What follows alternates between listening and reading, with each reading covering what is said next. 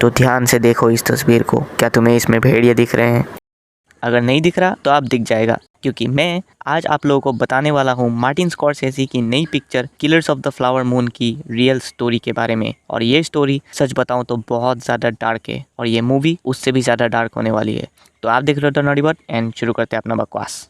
तो कुछ दिनों पहले इस मूवी का ट्रेलर आया था, पर बहुत लोगों को ये पता भी नहीं था कि आखिर मूवी है किस बारे में। और कुछ लोग तो ये भी बोलने लगे कि इतना वोल्स वोल्स चिल्ला दिया डायलॉग पे, पर भेड़िया तो दिखा ही नहीं, इससे अच्छा तो अपना भेड़िया मूवी था।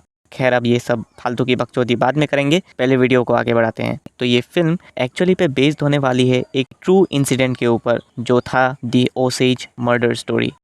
तो ये कहानी शुरू होती है 1920s अमेरिका में, जहाँ पर एक ट्राइब कम्युनिटी रहा करती थी जिन्हें ओसेज कहा जाता था। अब ओसेज के लोगों के ऊपर बहुत सारे अत्याचार किए गए थे, चाहे वो रेसिज्म के बेस पर हो या फिर क्लास डिफरेंशिएशन की वजह से।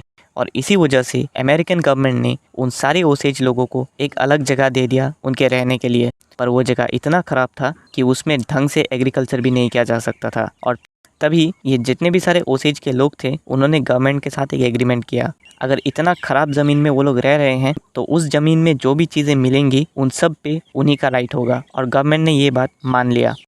और फिर आता है इन ओसेज लोगों का सबसे बेस्ट और सबसे ख़राब समय, यानी जब इनके ज़मीन में तेल डिस्कवर हुआ था। और ट्रेलर के स्टार्टिंग शॉट में हमें यही दिखाया गया था।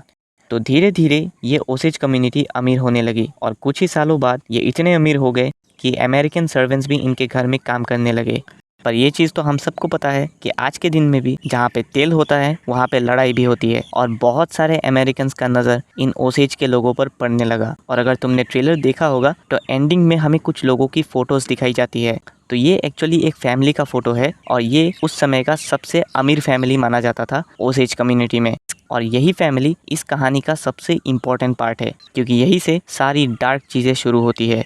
तो इस फैमिली की बात करें तो इस फैमिली में सबसे पॉपुलर जो लड़की थी उसका नाम था एना ब्राउन।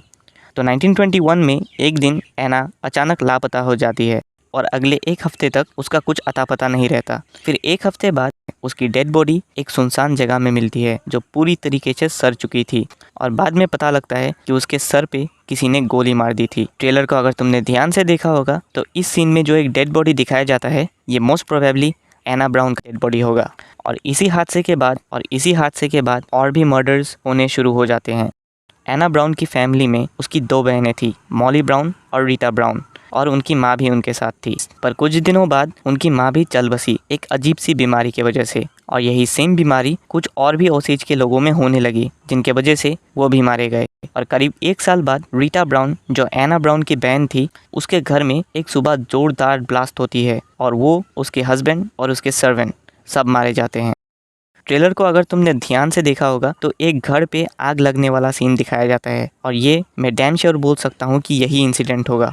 और करीब 1921 से लेकर 1925 के बीच तक करीब 60 से ज़्यादा ओसेज के लोग गायब होने लगे। और ये मैं सिर्फ यही बता रहा हूँ जो रजिस्टर किया गया है, यानी इससे और भी लोग थे जिनकी हत्या हो चुकी थी, और इन हत्याओं के बारे में किसी को कुछ भी पता नहीं चल रहा था।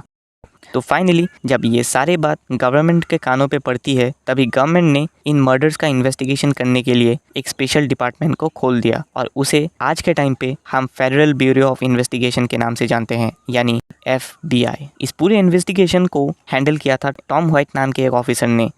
पर अब मैं आपको इसके आगे की कहानी नहीं बोलने वाला, क्योंकि वो सारी चीज़ें किसी न किसी तरीके से स्पॉयलर्स हो जाएंगी कि कैसे पुलिस ने इन्वेस्टिगेट किया, मर्डरर्स को कैसे पकड़ा, और मर्डरर्स कौन थे। ये सब आपको मूवी में आराम से पता चल जाएंगे। तो अगर मूवी एंजॉय करना है तो कहानी इतना तक इतना काफ़ी है।